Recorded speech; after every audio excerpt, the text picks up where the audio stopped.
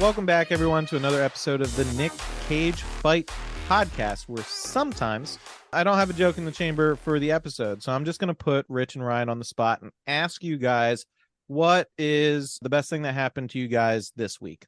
You have any little tiny thing that put a smile on your face? I want to hear about it. I need it. I'm on the spot. My life is mostly just like Man-made horrors misery and beyond your comprehension. yeah, is misery and saging my house. Yeah, and I've been dealing with a death in the family, so that hasn't been great. Okay, wait a second. Here's one good This thing. is the opposite of what I was going for. Wait. Did you get a particularly good breakfast sandwich at some point? I mean, I'm looking for bottom of the barrel moments of happiness, guys. I watched a good movie called Bringing Out the Dead. You know, it is really nice to talk about a really good movie. I will say that. That's fair. Super corporate answers from you guys, but I will accept it because I don't know, because the corporate answer would be, I enjoyed a Marvel movie. This is not the corporate answer, because Bringing Out the Dead was a fucking box office flop that nobody liked, except for the correct percentage of the audience. Wait a second. Here's something I really enjoyed. Us, right? Yeah. So apparently half of Twitter thought that the red-haired kid that did the America song that the Republicans hate now because he's not racist enough, people thought that was the lead singer of Eve 6 for a split second. It was very fucking funny. Really? That's a shit poster. I love the dude from Eve 6. I'm half convinced that he started it himself. He probably did. That's up his alley, but also shame on everybody for thinking he'd fallen that far. Isn't he like a vegan that's super into yoga? He doesn't look like that. Yeah. I think it's just because they both have red hair. I have a friend up in New York who has red hair that I've just been texting pictures of him and just being like, this should be your profile picture. It's just this guy playing guitar. Maybe people to think it'll is you, and you know, your band will do better, maybe. All right, I do have a moment of joy I can share, I guess. Please. I got caught up to the current episode of One Piece, and let me tell you, the current new form he's got, much like a Goku, fucking rules. He turned into a Bugs Bunny. Oh, is that the one? I saw a clip of anime. I One Piece is one of those fucking shonen manga where I'm like, I am so far behind. Oh, you'll never. You could get caught up because I've tricked at least 4 people now to watch 1,000 plus episodes of it, and at least one of them has watched every episode, including filler, in the past year. I've considered going to, I think it's you might have to bleep this, Ryan, because I don't want this website taken down. I think it's One Piece, but they cut out everything that isn't a part of the main story, and it cuts like hundreds of hours off of it. Yes, that makes sense. So I've considered that, but is the thing that you're talking about, I've seen clips of animation. Does he like powerbomb a dragon, like an actual? Oh, yes. Okay. Yeah. I saw that clip. He powerbombs a dragon. There's like multiple direct references to Bob Clampett, Chuck fucking Jones, like animation portions from old Looney Tunes and Merry Melodies shit. That's cool. Like the central conceit is that he's become the literal embodiment of a trickster god. Gotcha. Huh. And of course, a trickster god is just fucking Bugs Bunny in cartoons. That just makes me want to watch Who Framed Roger Rabbit. Yeah, no, it's very fucking Who Framed Roger Rabbit, and it ruled. Oh, so I started watching a bunch of the old anime Street Fighters. I went down a Street Fighter rabbit hole. Yeah. Did you watch the Street Fighter 2 movie where they have that one fucking 90s grunge song when Ken's driving around in his fucking Ferrari? Hang on, I'll tell you what I'm currently watching. I have so many folders here. I think it's a Filter song, if I'm not mistaken. Oh, wait a minute. That is not that was a 1994 movie. I am currently watching Street Fighter 2, like the 1995 anime. Okay, then I have the show, movie. Not the movie. Correct. I do have the movie though. You're gonna love the movie. I love the movie. The movie is perfect. Okay, I've never seen the movie. I'm ready for it. See, there you guys go. You pulled it out in the end, put a smile on my face. I appreciate it. Very solid. Now I want to watch and then I Street also Fighter anime downloaded and One Piece. And then I also downloaded the shitty American animated series of Street Fighter. There I you don't go. think I've ever seen any of that. Have you seen the shitty American Mortal Kombat? Absolutely, every episode. It's very similar.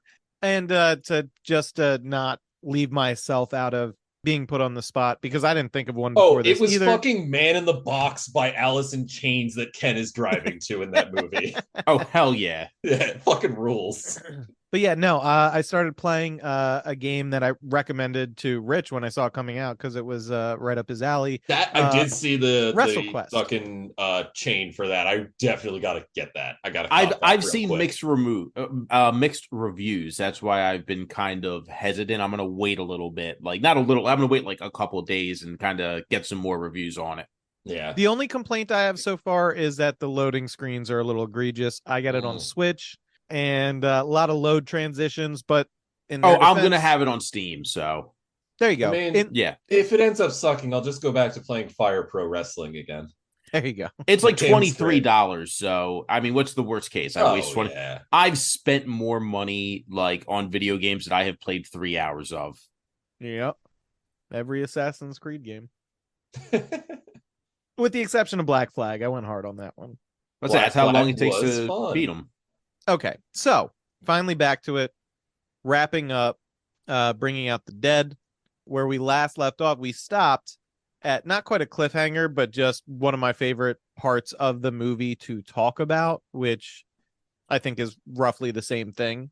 So Frank has just finished the first shift that we've got to see him on, got some sleep or at least some brooding done in his own household apartment. And then he goes to work the next day. And the shift captain gives Frank shit because he has been coming in late. He has been calling out sick. He is clearly fed up with this job and acting like it. By the way, this is what we would call today quiet quitting. But in 1999, we called it what it was, a mental breakdown. Yeah. Because you hate your fucking job. But the interaction with the captain is one of the funniest things that occurs in this movie because he's an insane person, the captain, and he's talking to a man who's slowly losing his mind, and they play this to the hilt, and it's amazing. So the captain's like, they're telling me what I got to do is I got to fire you, and Frank's like, good, please fire me. I deserve it. I have a terrible attitude. I don't want to be here. Fire me. And the guy's like, absolutely not. I've never fired anybody in my life. I refuse to fire you. I told them if they want to fire you, they can come down here and do it themselves. But as he's saying that, he does the most ineffectual dog bark of all time to like represent that he's stepping up against them. Yeah. It's not like a bark, it's a yip. It's a yip, yeah. It's a chihuahua yip. But it is good. Like with the first time, the first time I heard it, because I actually have it, I own a chihuahua now. I was just like, is that my fucking dog? So, like, the captain's even like, yeah, Larry called out, I got to put you on a run with Marcus, who's another EMT. And Frank's like, no, fire me. And the captain's like, I'll fire you tomorrow. I promise, but I need you in there. I got buses to run, kid. And so he sends him on his way, promising next time I'll fire you. And I was floored by that. I'm not having the best time I've had at work recently. So the whole fire me, and they're like, no, there's too much work to do. We'll fire you next time. Just do this little bit more for us, and then we'll fire you. And then we promise. Yeah, it's amazing. It is a phenomenal interaction, hilariously written, and aged perfectly, in my opinion. I wonder if there's a parallel between that and Noah. Because I just kind of realized that in my head right now that we are going literally from a scene where, you know, he's asking to be put out of his misery to a scene of Nick Cage being put out of his misery, but just in a different way. In a professional setting. Yeah. There's a lot of weird parallels like that. This is as good a time as any to talk about this. So I made a joke in the first episode how we drew some comparisons between this and Christmas Carol, which we'll dive into as we get to Frank doing his runs with other partners. but also at this point in the film specifically where he wants to get fired and his boss refuses to fire him, I got real shades of the Divine Comedy, with him like descending circles of hell and everybody is trapped in their like specific vice and things like that. Also a little bit of Sisyphus with him constantly trying to save people, constantly seeing people die, and just the hope that you're going to get the boulder up the hill each night, and it just doesn't happen. Well, and we he must can't imagine quit. Sisyphus happy. What was that? We must imagine Sisyphus happy. Yeah. According to Albert Camus, at least. Yeah, I mean, it's so there's a lot of shit like that going on in this film. I'm kind of most intrigued by the Christmas Carol illusion. So which isn't like a straight 1-to-1, but I can definitely see it in there heavy. Yeah, I agree. When we get through the Marcus night, we'll break down our individual perspectives on Larry and Marcus before we move on to Tom. Because I feel like we're all going to be on the same page on Tom. Yeah. So Frank goes on his evening shift with Marcus, who is played by Ving Rhames. And Ving Rhames is as charming in this as he is in everything I've seen him in. But maybe more so because they really took the reins off with Ving. They just let him do his thing, and he does it immaculately. Yeah, he is really damn good in this. Yeah. So, he's a breath of fresh air, honestly, because like Larry, he may have that optimism for the future, but he's still kind of like a rough hang. Whereas Marcus is not a rough hang. Well, Frank is going through an existential crisis, and Larry is just nose to the grindstone. He's like, this is the job. You take your pleasures where you can, and here's the plan to make it more bearable. And Frank's way beyond that shit. He is not seeing any light at the end of he's not in a tunnel. He is in a shallow grave, is what he's in. So there's no perspective Larry can offer that is going to be useful to Frank. Marcus has kind of a shot. So he's been on the job for a while. He's down to just 2 days a week that he's doing this. And he is more optimistic, still jaded. Every character in this film is jaded to a certain extent. But Marcus at least has more fun with it. So Frank actually opens up to Marcus, tells him he's been seeing ghosts. Marcus knows exactly what he's talking about immediately. He's like, the people you can't save, shit, that's a part of the job. You gotta roll with it. You'll be fine. That's just a consequence, and you're taking it too serious. They get a call from a dispatcher, and this is the dispatcher, Love. And Marcus had a fling with her, and so I thought it was a single blind date. Yeah. Okay. Where she broke a bottle on his head. They got something going on. He did not like Frank bringing up the bottle bit. No, why he you gotta really talk didn't. about that? It was a blind date. It was great. She wants me, I want her type thing. So there's funny interactions with him, like making her call over the radio several times before he finally answers, being inappropriate on the radio in his responses in a way that would probably get you fired these days.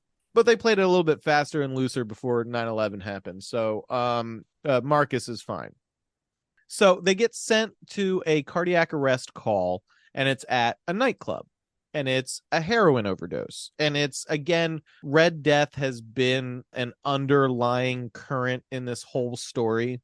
In fact, there's a great bit that really drives that nail home. I'll mention it when we get to it. It's definitely in my notes. Now, like, you didn't mention what kind of nightclub this is, because every time I watch this movie and it cuts to this scene, I start fist bumping and going, goth club, goth club. It is. Club. It's a goth club. It's 100% a goth club. Like, you turn the wrong corner, you're going to see some weird shit. Yeah, but weird shit. Sorry. All right. We have to quantify this a little bit. We're opening up the goth conversation. Yeah. It's old school goth, where it's mostly like industrial, Victorian, fucking Sisters of Mercy listening. Yeah.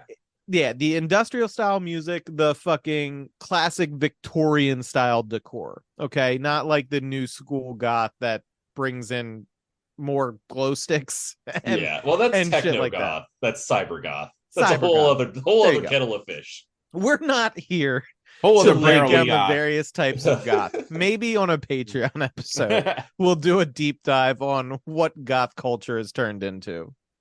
This is shit. I'm gonna fucking out myself here. This is like old school, like back in the day, like Writhe and Shine web comic goths. Yes. Okay. Okay, yeah. The fact that you get that right is, I didn't think that was gonna land with anybody. I don't even know if that's still a thing. I gotta look that shit up. I mean, it's out there on the internet. I don't know if there's anything new for the past 20 or 30 years. 20-ish years. That's horrible. I had a fucking Writhe and Shine sticker on my boombox when I was in high school. Well, that just dated us to shit, man. Horrible stuff, guys. Terrible. Now I'm as nihilistic as Frank. So as we go on, they get to the club and there is a poor little skinny goth kid just overdosed on heroin. Hey, good news. Sure. The last Writhe and Shine comic came out in 2017, so it's not that far back. No, not that's that fucking crazy that they kept going that long. Good for them. Yeah. Yeah, that was an old school goth that wrote that comic, by the way. Absolutely, yeah. Super old school. Also, speaking of, though, this goth band, the kid that OD'd, did anybody else think it was Billy Joe Armstrong for a split second? I could see it, yeah. He's got like a very similar guy liner thing going on.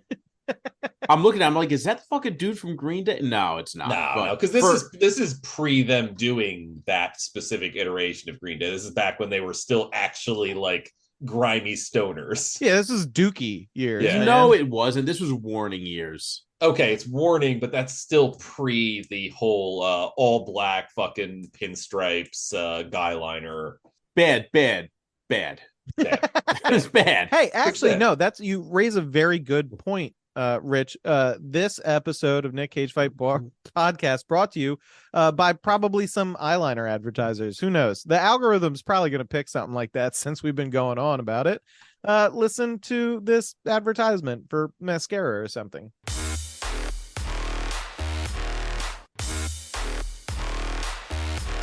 Welcome back. Are you worried about it being too easy to make friends in high school? Get guy liner. Man, I really outcast. Find a niche, small circle of friends. I really loved that ad for Nimrod the musical, because I'm assuming that's the next thing that Green Day is going to do. I really liked the ad for those way too tight 3-piece suits. Yeah, absolutely. So, anyway, Frank and Marcus recognize a drug overdose very, very quickly. Frank suggests pushing Narcan, and Marcus, he does this whole bit, which is pretty fantastic. It's really fucking good. Yeah. He sees Frank push the Narcan. These people don't know what that is, and I don't even think they hear the conversation happening. They're like, your friend is dead. What did he take? Stop lying to us. And so they admit that this kid was taking Red Death. Marcus has them all join hands and starts doing like an old school Baptist style prayer, like a tent revival prayer, 100%, while the Narcan kicks in and this kid sits bolt upright like the fucking Undertaker at the climax, the crescendo of Marcus's prayer. It's amazing. Marcus is having a good time here. Yeah, he's got very little skin in the game, and he knew this was going to work out all right. He's taking the correct moves here. Yeah, I agree entirely.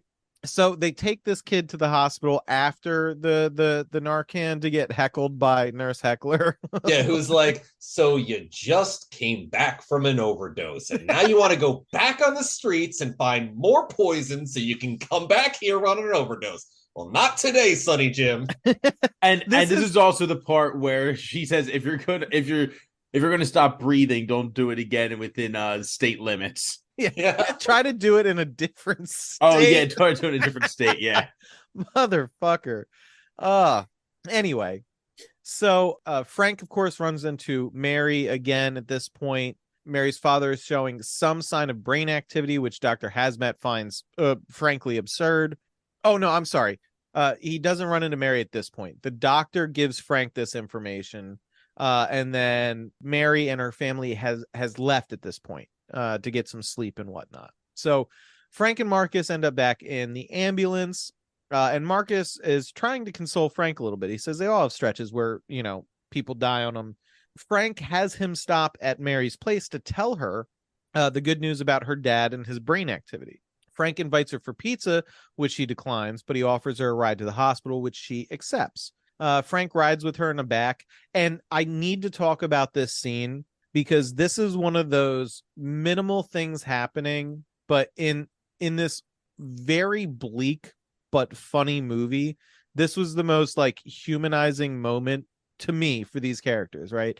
They're riding in the back of the ambulance, and it's shaky. They have this like padded board that's right around where their heads are in the ambulance, and they're jostling around. They don't say a fucking word to each other, but Arquette is kind of like smiling to herself every time she jostles and hits her head, and Frank looks marginally less suicidal than he has for the rest of the movie, and it's so subtle, but in my opinion, very impactful. I don't know if this stood out to you Uncle guys Martin. like that. Yeah, absolutely. Yes. Yeah. It was incredibly intentional and well done with no dialogue, no anything, just two people who are very good at their jobs, taking very good direction, and it was a wonderful scene. It's just moments like this. You got to say thanks, Uncle Marty. I agree. This was literally, I capped my notes on this with good filmmaking. Yes, it's fucking Kino, baby. It really was really, really good. So they get to the hospital, and Mary goes in to see her dad, who is like fully intubated, breathing apparatus, all this stuff. And he grips her hand when she talks to him. It seems at first like it's a voluntary response, but he starts having a seizure and they have to medicate him. So Frank takes Mary out to the waiting room and tries to reassure her. She explains now, and again, remember, the first thing we hear her say about her dad is that they're estranged, and she was planning on telling him off the night he had his heart attack.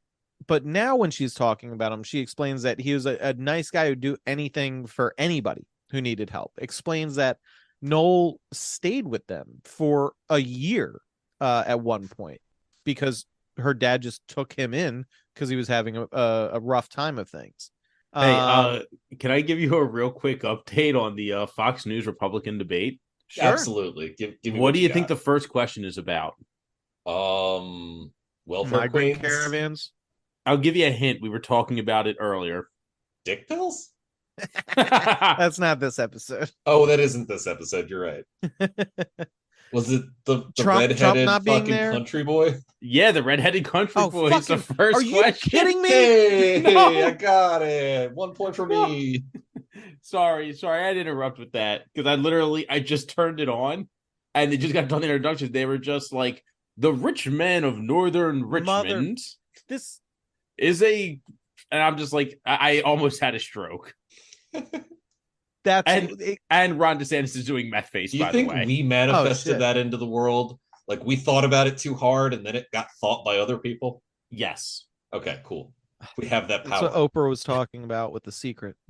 But we wasted it. We wasted We absolutely wasted The Secret on a stupid question in a pointless debate. Also, sorry everybody who's listening. Riding jet skis this week. You're gonna be getting debate updates when I find something ridiculous. Hate. I'm filled with hate.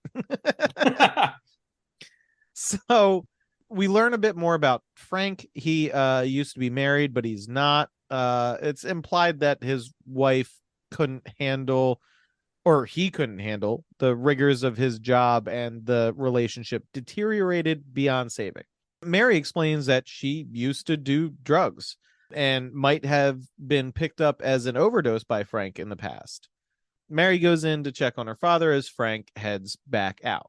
So Frank keeps seeing Rose as Marcus is, trying to talk him up a little bit. They get another call. It's a cardiac arrest, a 17-year-old female, and Frank doesn't want to take this call, obviously. They arrive at the scene and Frank goes in. This is the scene I was alluding to earlier with this Red Death epidemic that they're dealing with. This is probably the best depiction of it, where they're stepping on and crushing used glass vials that were filled with this drug as they ascend the stairs.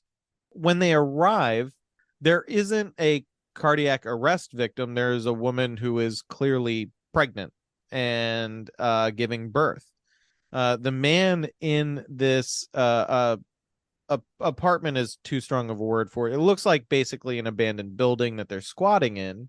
Insists that they're both this woman and he are virgins, so it's impossible that she's giving birth. But she definitely is, and it's twins from the looks of it. Marcus and Frank take her down the stairs, but she continues to give birth once they get her out of the building. Frank, of course, sees Rose when he looks at the woman. One of the twins appears to be stillborn. They rush to the hospital with the baby that isn't breathing. The ER in my approximation, the darkest scene in the entire movie. Yeah. And this also, is like, if you didn't notice too, what he's carrying the baby in, it looks like tinfoil, or is that one of those insulated space? Yeah, it's insulated blankets. I wasn't, and I watched and I rewound this scene because I wasn't sure if it was to show, because it could have been either way. It could have been a space blanket because he is an EMT, or was it showing like the destitution of these people that they got the baby from? Like, I wasn't positive. That's why it's definitely I figured I'd bring it up, because those are, as far as I understand, standard issue. Yeah. Okay, I figured I'd bring it up and let the smart people. Yeah, because they insulate well and they don't take up a lot of space when they're folded up like that. Gotcha. So the ER, they're still really pushing the whole the ER being insane thing. Noel is back in there screaming for water. Somebody is being escorted out by Gris. And it all just sort of fades into this like ringing cacophony for Frank back in the ambulance. I think that the second twin dies, right? Yeah. They fail to resuscitate 100%. that baby. Marcus tries to console Frank when they get back in the ambulance, saying, hey, we helped a baby get born. Completely glossing over the second one, but still, Marcus is looking at the silver linings. Frank is really jonesing for a drink at this point, and Marcus obliges him by giving him a little bottle of liquor. He's got a fucking satchel that's got a bar in it, is what it is. Yeah, exactly. And he specifically says, all right, the bar is open. And Frank goes, I hate gin. And he fucking makes himself a gin and juice. Like he sure does. So Marcus takes another call despite Frank asking him not to. But when Marcus goes to peel out to the call, he crashes the ambulance. Hold on, can we talk about like just how giddy he is, because he's just high off of saving this baby, and Nick Cage is like, please don't.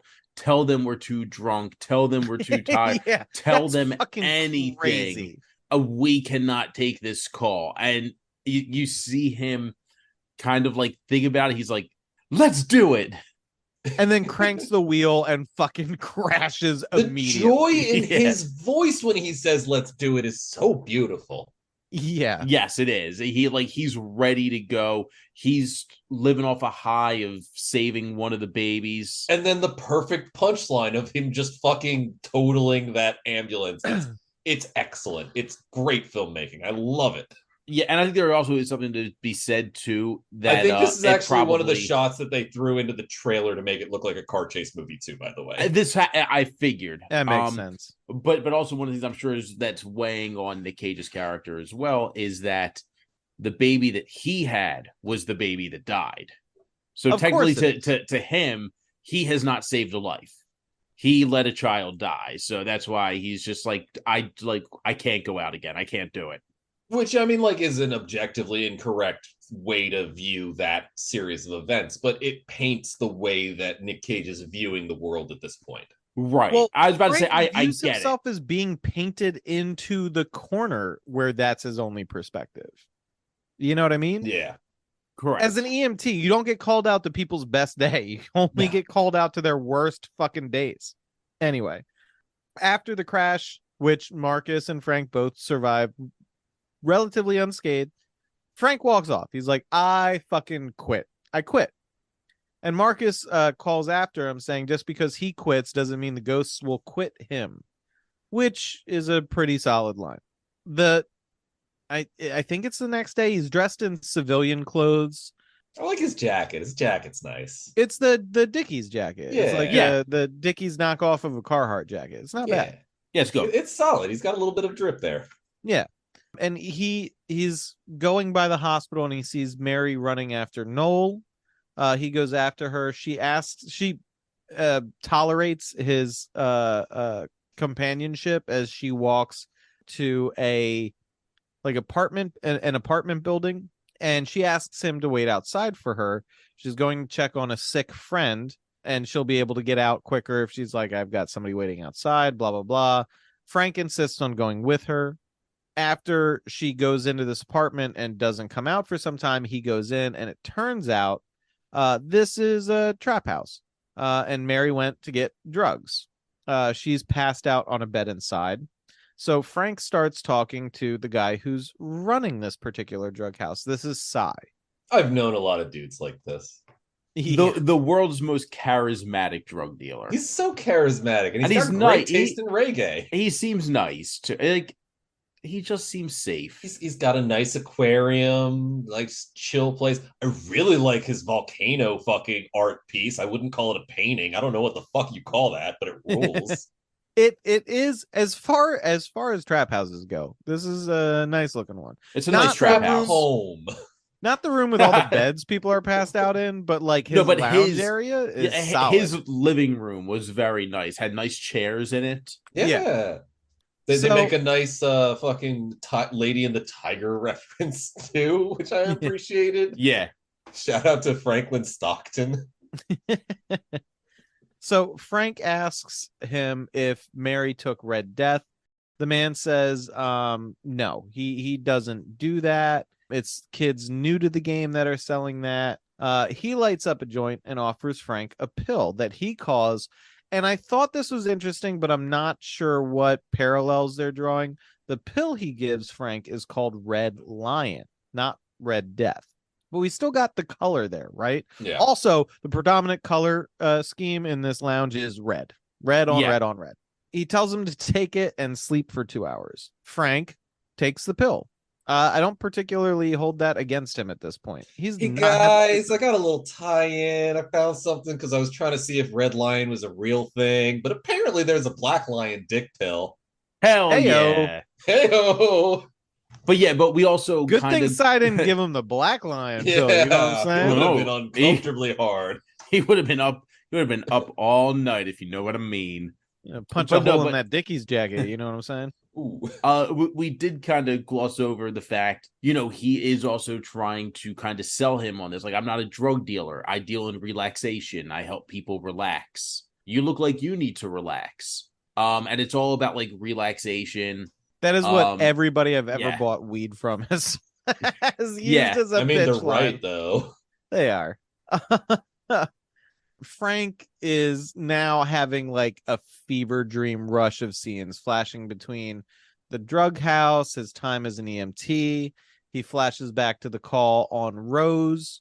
Frank apparently kept intubating her wrong, and instead of hitting her lungs, he was hitting her stomach. This was when he was on a call with Larry. Regardless, we see sort of that scene culminating without ultimately showing, Rose dying on the scene.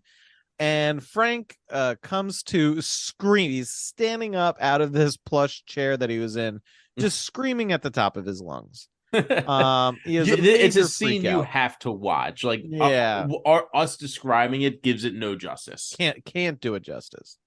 So he goes into where Mary is on the bed, still passed out, and picks her up, throws her over his shoulder. He's still screaming at this point. He's screaming the entire time. Yeah. It's because he hates that one song, I Am a Japanese Sandman, so much. Where the only thing that I can like even compare it to is it's such a different movie. But the 40-year-old virgin, when he comes home after a bad date and he just walks around his house screaming at the top of his lungs. Yeah. Fair comparison. So different vibe, but very different. So different Mary, vibe, similar action.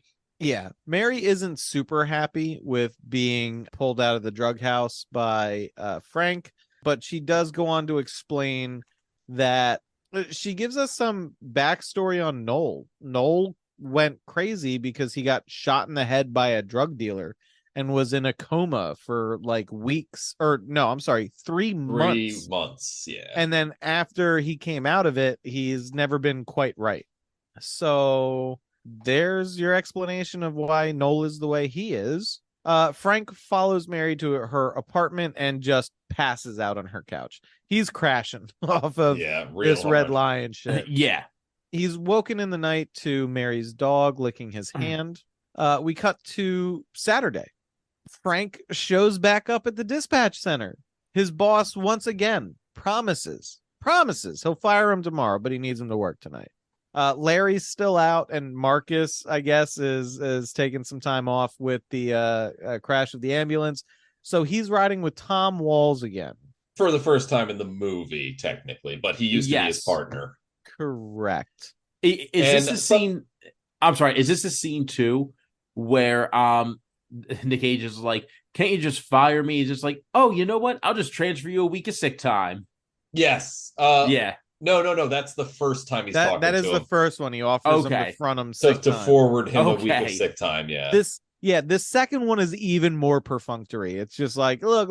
I know. I'll fire you next time, but you got to ride with. You got to ride with Tom. and something I haven't noted or haven't mentioned in the podcast so far, like the music in this, you kind of get like at least aesthetic leitmotifs for each of the characters. For Larry, the primary song that keeps playing is TB Sheets by Van Morrison, and then you get a little Bellboy from Quadrophenia by The Who. For Tom, it's You Can't Put Your Arms Around a Memory by Johnny Thunders. And it plays consistently multiple times through the movie every time Tom shows up. And then fucking Marcus is just old Motown. So you get some like Martha Reeves and the Vandells, some Marvelettes, that kind of stuff. Solid. Very, very cool use of music to paint the picture of like the inner workings of each of these partners that Cage has throughout the film. Yeah. Almost like a pop stage music. show. Yeah. But with more modern music selection. Mostly 70s. Modern for them, I guess. For them, yeah, because I think the most modern song you get is "What's the Frequency, Kenneth" by REM for Larry when they're sleeping on the dock. Which also a good like selection. the first time I watched this, the music choices to me were almost jarring because they were all it's all over the place, but there's a lot of like upbeat pop songs. Like at the end of the day, like even I'm so bored with the USA. These Are Days by 10,000 Maniacs plays at one point. Yeah, but like even like I'm So Bored with the USA by The Clash is poppy and upbeat. A lot of the songs are poppy and upbeat, and it contrasts really hard. It was very jarring the first time. But anyway, I mean, like, if there's one thing I've learned from watching Martin Scorsese films, it's that he fucking loves rock and roll. So, like, it totally makes sense. Hey, Rich, just to expand on something that you were saying, you know what else is jarring? This ad break.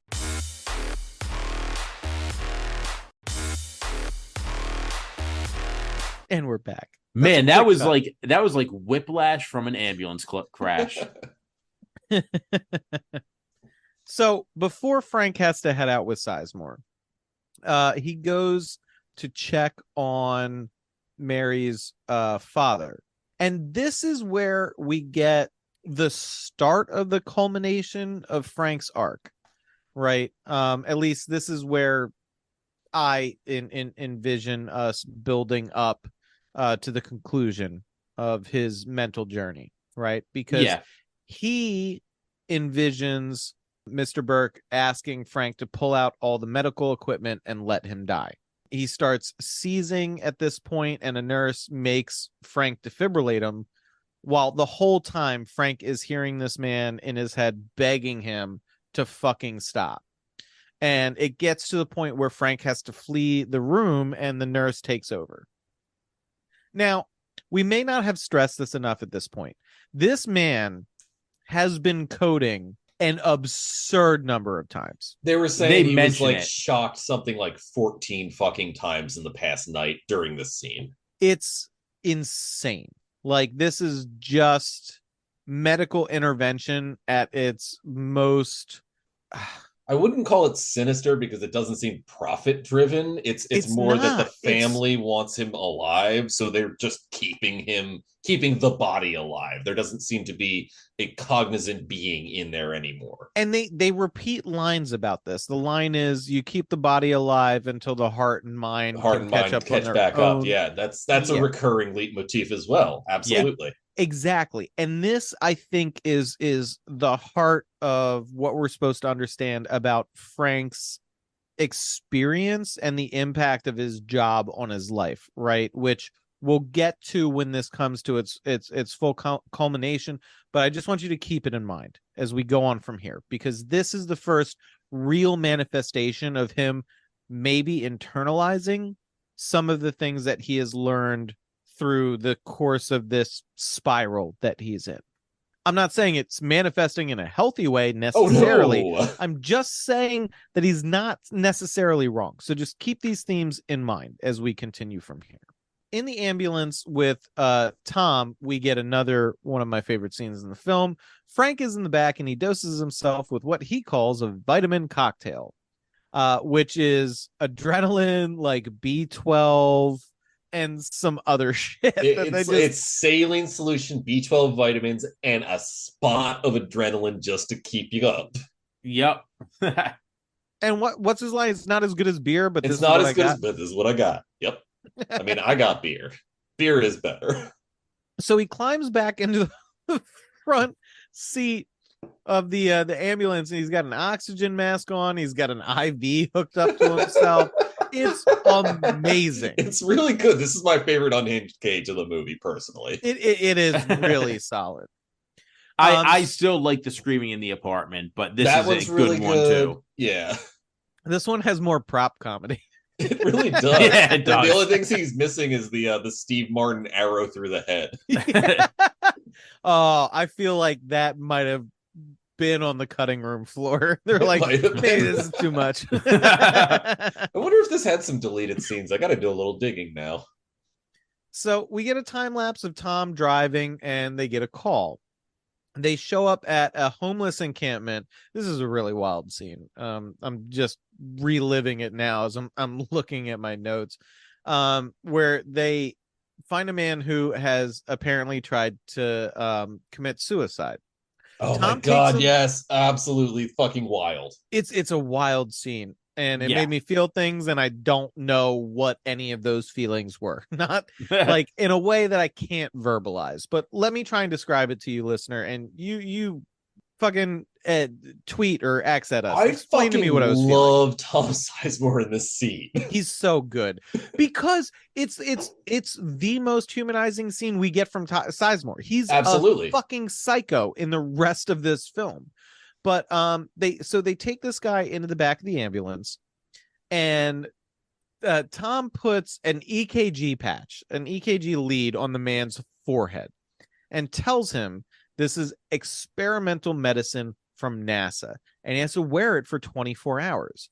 And if he does, all of his suicidal feelings and tendencies will go away. But he has to look at it and make sure that it doesn't turn green. If it turns green, he's got to get to a hospital immediately.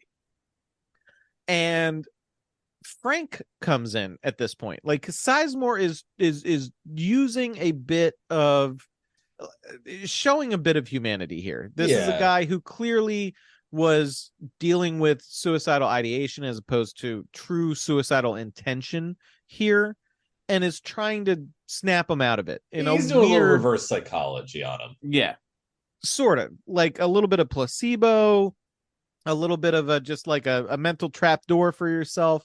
Whatever it is, it has some level of empathy embedded in it. And then Frank comes in and shits all over this. Frank shows up and goes, he critiques how the man supposedly tried to kill himself, explains how you kill yourself by slitting your wrists, and goes to hand the man a knife. This scene has cropped up in other future movies. Like the whole, Oh, you fucked up. You fucked that up real bad. I'll show you how to actually kill yourself. You're not real suicidal. Like that's something that I've seen in something else after this movie came out. You've seen it in a bunch of stuff. The American House of Cards. Oh yeah. Okay. There's That a is scene. 100% it. Yeah, What I'm probably thinking of. there's a scene where the guy has to like bind this man who's going through a crisis to him, and he gives him the out of killing himself and explains carefully how to do it. And when the guy chooses not to, then he becomes a puppet. Basically, it's mental manipulation there, but it's all like you said, it's been done in a ton of things. That's just the first one that comes to mind. So after this confrontation with Frank, the homeless man gets out of the ambulance and runs off. Tom is unfazed by Frank fucking with his methodology and just starts cackling, saying, "We cured him. That's it. We did our job. We saved him," which is A, is a little bit insane in and of itself, and B, this is not the kind of catharsis that helps Frank at all. No. He is at the deepest point of his spiral. So they go to get coffee at this point. Frank continues to see Rose and people passing by. No. The punchline of that scene is that he's like, "You were acting crazy," and Frank says, "I told you we needed to get coffee." Yeah, sorry, my bad. That's which is true. one of my favorite lines in the entire movie because it cracks me up every time. Because it's him at like his absolute most fatalistic and darkest, and it's just, "Oh, I didn't get my caffeine." So after they get their coffee, they head back out. Another call comes in, and it's delivered like a quest. And it sounds Yeah. like they're going back to Mr. O, but they get another call at this point for a potential suicide. We get more time lapse. Calls keep coming in frantically. The chaos that this movie has been shoving in your face is reaching a fever pitch at this point. So they arrive at the site of the potential jumper. They go up the elevator along with cops. Also, by the way, I didn't go back and confirm this, but I'm fairly certain that one of the cops that's in like maybe 10 seconds of screen time is the dude who plays a detective in the Dexter series as well, who's I definitely think you might be right. been a yeah. background actor in another Nick Cage movie as well. We've talked about this guy before. When they take the elevator up to the floor that the jumper supposedly is on, there is a woman lying dead from a gunshot wound to the head in the doorway of an apartment, and water is flooding the hall. Frank walks into the apartment. You don't have to bury the lead here. It's pretty apparent that it's Cy's apartment. It is Cy's place. And the water is from his gorgeous fish tank that's been demolished. There are fish flopping on the carpet. Also, Ryan, I love burying the lead. Let me bury all of the leads. All right, fair. Bury leads, bury hatchets. I bury all the stuff that you want to bury. You know what I mean? Bones. So cops sweep the apartment. They don't find anybody else. And the person on the ledge is actually Cy, who is impaled on like a wrought iron railing. The cops go to cut the railing while Frank holds Cy so he doesn't go tumbling off the edge. Oh, I forgot to mention this. When Frank snatches Mary and goes to leave Cy's drug house for the first time, Cy calls after him that Frank owes him $10. $10, yeah. And I mentioned that now because now that Frank is helping try to save Cy, Cy says he forgives Frank's debt of $10 for the bill. He's like, "We're even on that. That's fine." Yeah. So it turns out Cy was robbed by one of the gangs pushing Red Death and trying to push the old drug powers out of their turf. The cops finish cutting through fencing, the railing, and Cy almost falls and takes Frank with him. But they both get pulled back up. The cops bolted. I did think this was crazy when I saw it. The cops like drill into the brick facade of this building to tether themselves to, and they tethered Frank as well, which is the only reason why him and Cy don't die at this point. Yeah, I think the intention was that they knew he was a drug dealer, so they didn't actually tether him. So yeah, Cy isn't tethered, but Frank manages to hold on to him. So back at the hospital, Cy tells Frank that Frank saved his life. Mary's father is being worked on again. The doctors are trying to keep him alive, while Frank hears again in his head Mr. Burke begging him to not help. Frank goes outside the hospital and runs into Mary again. They have another cigarette together. She apologizes for the other day. And Frank's like, no big deal. Thanks for letting me crash. This is another one of those scenes where the dialogue is well written and subtle to the point. I feel like all of us can think back to an embarrassing moment we had, especially involving maybe illicit substances, and you apologize for it to somebody else who was like, same page, we're good. It's just it's well crafted. Yeah, I got one of those. I accidentally pissed on somebody's Xbox once because I was too fucking hammered and none of the lights worked. Yeah, not proud of that one, but hey, shit happens. The lights on the Xbox didn't work after that They either. did not work after that. It was only red lights after that. I'm about to say, you've heard of the red light. You got the yellow light of death now, baby. That is a joke I've made to her before. So yeah, she likes the yellow light of death joke. I'm sorry, not proud of that. Sorry for giving your Xbox syphilis.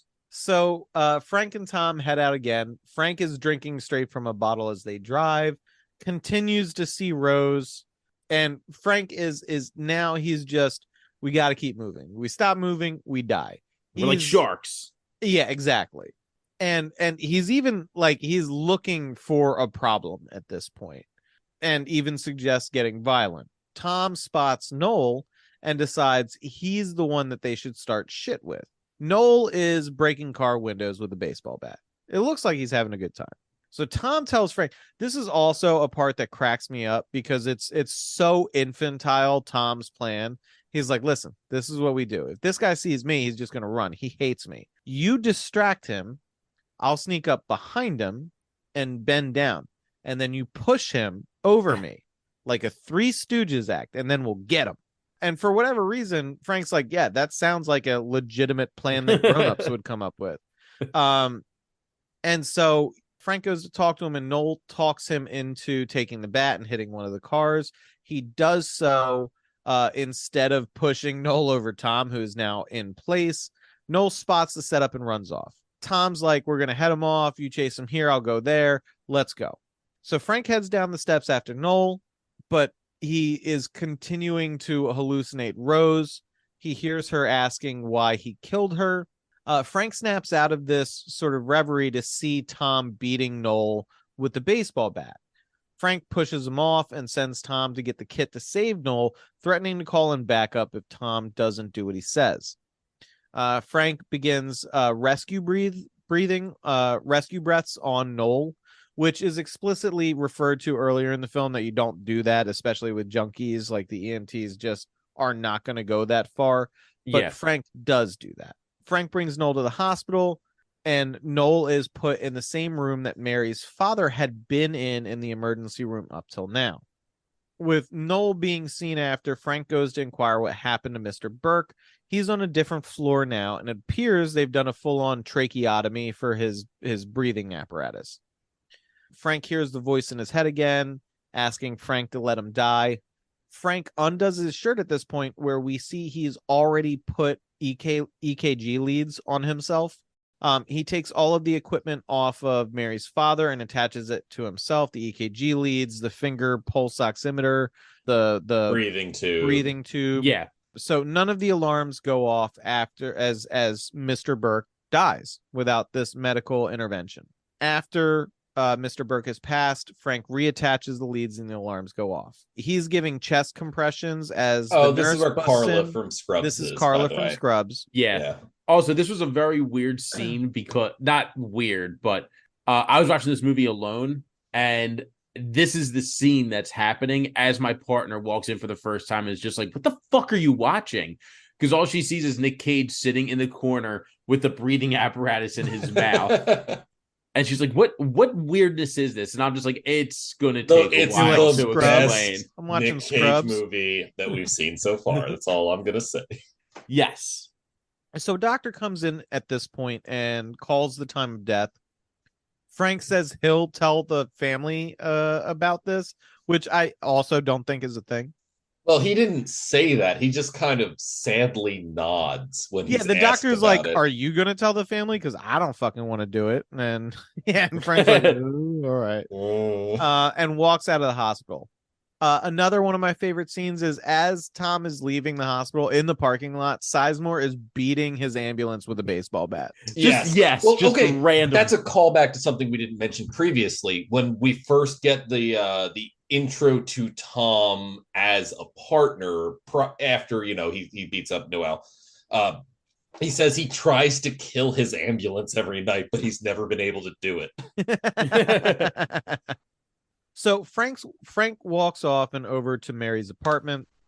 He gets there and tells Mary that her father is dead. He sees Rose when he is looking at Mary and delivering this news, and he asks her forgiveness. She tells him, and I wrote down this quote too, "It's not your fault. No one asked you to suffer. That was your idea." And then Mary reappears in his vision and invites him inside. He lays his head on her chest in her bed, and she cradles him. Then light from the window shines on both of them, and credits start to roll. Which is a callback. I don't know if we talked about it, but there's a monologue he does where he says that falling in love is like a drug. Everything goes golden. Everything becomes shining with light. Is that when he's comparing saving a life to falling in love? Yes, explicitly, yeah. Okay. So I think that overlap is very important here. Yes. Because love and saving people, those are wrapped into one thing for Frank throughout the course of this film. So we promised the breakdown of our Christmas Carol parallel here, and I'm gonna give my perspective on it, and you guys are free to disagree. Ghost of Christmas Present, that's Larry. Yeah. Larry is grounded in the present. He accepts his position. He has plans to continue to make the best of his current situation by taking his chief's exam. He has optimism for the future without the emotional attachment that is burning Frank up. And then we have Marcus, who is the Ghost of Christmas Past, in my opinion. He has been at the job for a while. He's taking a lighter shift load, and he is viewing everything in this lens of experience and detachment. And a little bit of nostalgia, specifically for that one night with love, which didn't end as happily as he would like you to believe. But he still views it with rose-colored glasses. Absolutely, even though she broke a bottle on his head. Yep.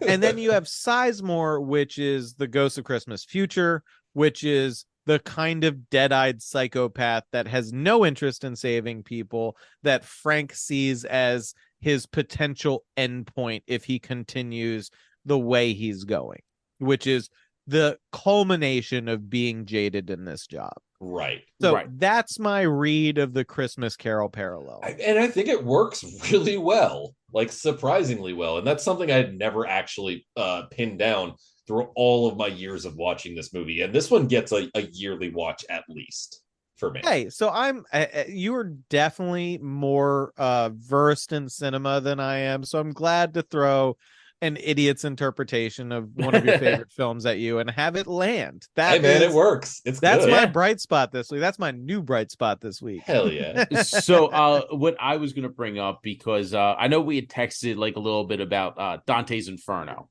Yeah.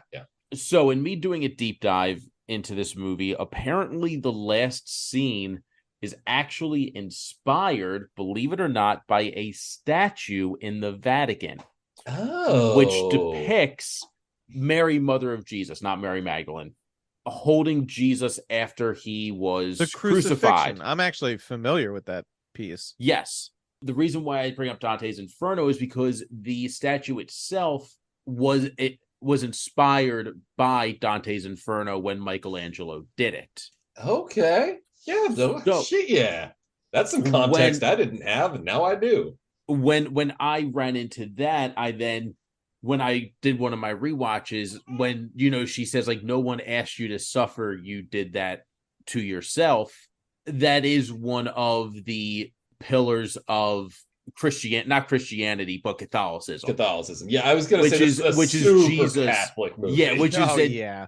that Jesus had to accept the burden that he received. I don't know shit about American religion. It's all fucking stupid. It is very fucking stupid. Oh yeah. Catholicism, like, I'm not a big fan, but it makes sense. At the very least, it's an interesting. It's interesting. It's interest. Okay, yeah, that is a good way to put it. Actually, Rich, that's a great thing to bring up, because something that we didn't touch on, as pedantic as I am about going through the plot points, is there is a great scene where Mary and Frank are talking about their upbringing and the schools that they went to, and every single one of them is a Catholic school. Yes, and they talk about, well, there are white people in the cities. That's where do you think they go? Right, and then there's that whole sequence where they're that same sequence where they're talking about the pizza place that had the little plastic baby or was it a Madonna? Plastic Madonnas, or Saint Anthony or something like that. Yeah, instead of the mini fucking table. Catholic. I would. If a pizza joint was throwing fucking saints, absolutely, I would order every day until I collected them all. I would absolutely order that shit every day. Gotta catch them all. Also, the thing we didn't mention was the rapping nun, which I really enjoyed. Oh, I forgot about the rapping nun. She's such a through mark for the entire movie. She shows up in so many scenes where she's just in the background doing her thing. Actually, and she has a only fetus. 2 scenes. It's 2 3 scenes at most. I think it's 3. Yeah, she has a fetus hanging, an aborted fetus chain. Yeah. And she is saying insane shit the whole time. It's less rapping and more like deaf poetry. Yeah, but it's like it is. Southern Baptist revival tent fucking yeah. Dude, it's righteous gemstones is what it is. Yeah.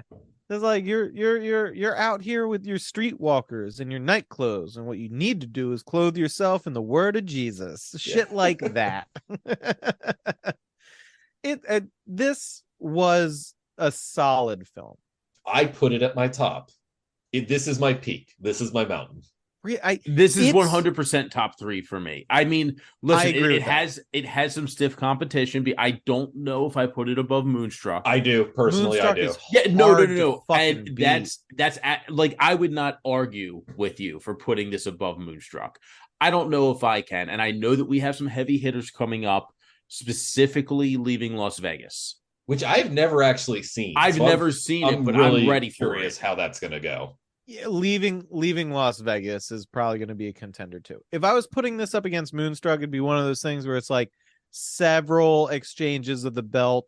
You're going to have multiple title fights here. You know what I mean? It's going to be one of those good runs of professional fighting where it takes a year, and when it ends, it's just whoever won the last match. Josh is just booking this feud WrestleMania to WrestleMania. Just you got to figure out who's going over at SummerSlam, who's winning the Royal Rumble. You know, I'm just saying I'm very excited for our next ranking format where we're just doing tiers. Yeah, like goddamn YouTubers, because at this point there's too many. We can't numerically rate these anymore. I think we do have to do that as like not a podcast but a YouTube. Oh yeah, probably. No, we will. I'm already getting that set up on Streamlabs. Hell yeah! So it's being worked on. Are we gonna do that in one location? I think we got reprehensibly drunk and shouty about our tier picks. I think we gotta fucking go to Staples. We gotta print up some fucking little movie posters, tape them to some magnets, get ourselves a whiteboard, get some fucking red yarn, push pins, the whole 9 yards. Do a couple PowerPoints. It'll be a good time. We're gonna do a fucking PowerPoint about why this movie kicks Moonstruck's ass. We're gonna go through 4 packs of cigarettes. Each. One of the best films we've watched for the podcast. Yes, I can't stress that without enough. a doubt. This is on our guaranteed recommend list from all 3 of us. Oh, 100%. Now, without Josh giving me the lead in, what do we got? What do you got for us? So, for the people who have Patreons, you're going to be listening to this. We're recording this on August 23rd, so you'll be You get it today on the 23rd. The rest of you aren't getting this until September 4th. Josh, what's 4 plus 7? 11. What movie was Nick Cage in? 9/11 the movie. Ah, shit. I was going to run to the bathroom real quick, but I guess I got to sit down and just do the fucking PP dance while we talk about 9/11 for a second. No, it's called Twin Towers, right? No, it's World called Trade Center. World Trade Center. Oh, Jesus. I think 9/11 the movie would be better, though. No, 9/11 colon the movie. Terror. They would never have gotten away with that. Loose Change 2, Electric Boogaloo. Oh my God. God. Did we talk about, I don't know if we talked about this on one of the previous episodes, but on Twitter, now X, when Oppenheimer and Barbie released on the same weekend, it resulted in a bunch of people making memes about Barbenheimer, combining Barbie and Oppenheimer. I know exactly where this is going, believe it or not. And Japanese people weren't super psyched about this, understandably, in my opinion. However, the response included a gross miscalculation of American humor. It's sure, or at least our type of humor. I'm sure that there were a bunch of like 50-year-old white dudes who were pissed, but terminally online Americans, the Japanese underestimated their response, because the Japanese folks who were upset were like, it's like if we did this, and they made a bunch of 9/11 Barbie mashup memes, which were some of the most fire memes I've seen in a long time. And their American audience they were trying to offend fucking loved them. I saved at least 5 of them personally. So yeah, they got that thing from Fallout that says everybody loved that. Yeah, it was not the response they were going for, but you know, it's what happened. I think enough time has passed for us to take a mature, hard look at Hollywood trying to cash in on a major terrorist attack funded by the CIA and used to provoke a war for oil. Hey, at least John Bernthal's here. Oh, is Bernthal in this? Bernthal's in this. I fucking love John Bernthal. Yeah, at least John Bernthal's here. Also, this movie was made only 5 years after 9/11, so that's too soon. That's too soon. Slightly too soon. That is a cash grab, folks. Oh, and it's directed by Oliver Stone, who I fucking hate. Oh, holy shit! Oh, we're fucked. This is gonna suck. How do we go from one of the best movies that Cage has made to an Oliver Stone joint? Fucking Oliver. No. Michael Pena's in this? Yeah. As comedic relief? Or no, is he playing it I don't straight? I think he's playing it straight. Like End of Watch? Oh, fucking Maggie Gyllenhaal is in this too. God damn, this is gonna be interminable. Yeah, no, this movie, I'm gonna have some issues with this. I can already tell. All right, hang on. Has Oliver Stone ever even made a good movie? Yes, he absolutely has. Yeah. Oh, Conan the Barbarian. Okay. Conan the Barbarian, fucking Platoon, Natural Born Killers. No. Natural Born Killers sucks. I will hear nothing good about Natural Born Killers. Because I'm like Wall Street sucks, talk radio sucks, Born on the 4th of July sucks. All right. Platoon is good. I'm not gonna Blue hear Steel sucks. I didn't like the Doors. Did you say Conan the Barbarian? That was John Milius. Did he produce it? Is that what's going on here? Film directed by. Oh, he wrote it. He wrote it. Okay. All right. Sorry. Born 4th of July sucks. I didn't like the Doors. JFK fucking I like sucks. the Doors. You got fucking Agent Dale Cooper from Twin Peaks as Ray Manzarek. And he actually learned the keys for that. Any Given Sunday fucking sucked. Alexander sucked. Yeah, Alexander sucked. W sucked. Savages sucked. Wall Street Money never sleeps. Oh, I mean, yeah, it's pretty much. Oh, we gotta watch two Platoon. Oliver Stone movies. I didn't hate Savages. I just didn't think it was that good. Yeah. Oh, fuck Oliver Stone. It's pretty much Platoon and the Doors movie for me in terms of movies that I don't think suck that he's made. Yeah, Platoon I'm down with, and we are gonna have to fucking watch Snowden. I know we are. Well, you know what? JFK gets a pass for me because of that fucking Seinfeld episode where they heavily reference that movie. Well, It's- yeah, it's the, I like the Keith Hernandez spin on him. Yeah. It's a All magic loogie. Listen, It's the magic loogie. I'm gonna call this right now.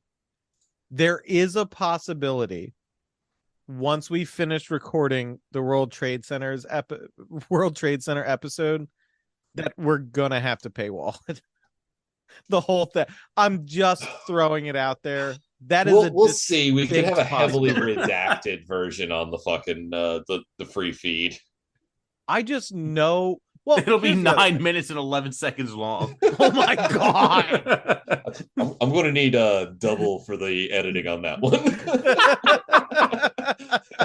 Listen, I'm just throwing it out there. I need you both to prepare yourselves for the possibility that we might have to consider paywalling that episode. That being said, I mean, we're already 2 weeks ahead. That can just be fucking throw that one in the vault. Throw it in the Disney vault. That being said, the controversy might stir up some new hate listeners. That'd be And cool. I'm not gonna lie, I fucking love hate listeners. I'd hope love you were to get super canceled. annoyed listening to this and going, "There's nothing like the Christmas Carol in bringing out the dead." I want you to send us your angry rants about it. But Yes, yeah, do. I Please don't cancel me, Daddy. yeah. I don't know if we can make a fit for public consumption rundown of I was about to make this topic directed by Oliver Stone. I was about to make one of the worst jokes I ever made. I'm like, no, I'm gonna save it. I'm gonna save You gotta save it. Okay, all right. Okay. Because it is hitting the trifecta. It is I am making fun of people who died on 9/11. I am blaming an ethnic group for it. And I can't think of a third thing, so it actually just be Air. Con Air. Said Con Air.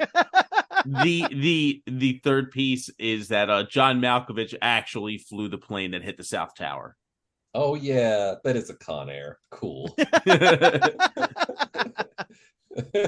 All right. Well, that is gonna be something. It is gonna be fucking great. Oh, wait a minute. Hang on for a minute. Is this the fucking dude? I think Nick Cage is playing the dude that fucking went to my high school. Like What? it didn't. So the fucking guy who was the general manager or fucking whatever it is of the World Trade Towers that day, like the guy that ran the World Trade Towers. He died Mr. in Trade Towers. Yeah, Mr. Trade Towers. He died in the terrorist attack, but he's actually from our area and went to the same high school that I went to. Cool. Yeah, that's something. If this is the same guy, and I think it is. But anyway, glad he's dead. Fuck that guy. Oh my god. Please, Mr. Trade Towers was my father. You can call me World. Yeah, there's actually no way possibility that we're gonna have to make people pay for this episode. Next time on Nick Cage Fight, we get canceled. It's all I've ever wanted. Break out the debit cards now, everyone, because you're gonna have to pay for this one. Oh man, fucking Rodney Dangerfield at the end of the episode, just like, "Hey, we're all gonna get laid." Okay, yeah, that's happening. Yeah, this is. I'm gonna crop that in there somehow. There is. I'll pull the audio for you. Cool. What the Yeah, fuck? yeah. The point we're trying to make, listener, is you have something to look forward to while you're waiting for the episode that inevitably causes this very minor creative effort to crumble under the weight of its own offensive statements. Follow us on social media. You want to get those follows in now before we get gated, shadow banned, canceled, suspended, all of those good things, so you can shout your patriotic vitriol at us. You can do this right now on X. You can find us at cagefight_pod. On the off chance that we have to force people to pay money before they scream at us, Rich, what's our Patreon? Our Patreon is patreon.com/ElonMusted911. We're getting started early on this, folks. Oh, we are. Patreon.com/Nick Cage Fight, where $1 we will send you dust particles from the World Trade Towers. I mean, we lived on the East Coast when that happened. They're in us. Yeah, I could just start coughing and just some trade towers are gonna come out. $1 will get you every single episode. If we do have to paywall this episode, it'll just be on the $1 tier, so you don't gotta like pay something crazy. Real money. Yeah, just give us $1 a month and you get like the maximum amount of 9/11 jokes per minute allowed by law. Oh yeah, no, the density here is going to be off the charts. Jon Stewart's going to start a White House petition based on this. Oh, one. He's going to both sides this so hard.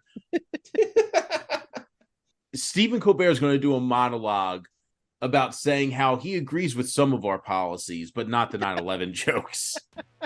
He definitely agrees that Kill Chain fucking ruled. Look, I'm not saying they were wrong about Kill Chain, but I don't agree with them about everything. But 9/11's not funny. Oh shit. Okay, look, I think we laid the appropriate groundwork, guys. Good job. And yeah, that's gonna do it for us this time. Bringing Out the Dead, highly recommend. World Trade Centers to be determined. Thanks, as always, listeners, for tuning in. And remember, we appreciate you. Bye-bye.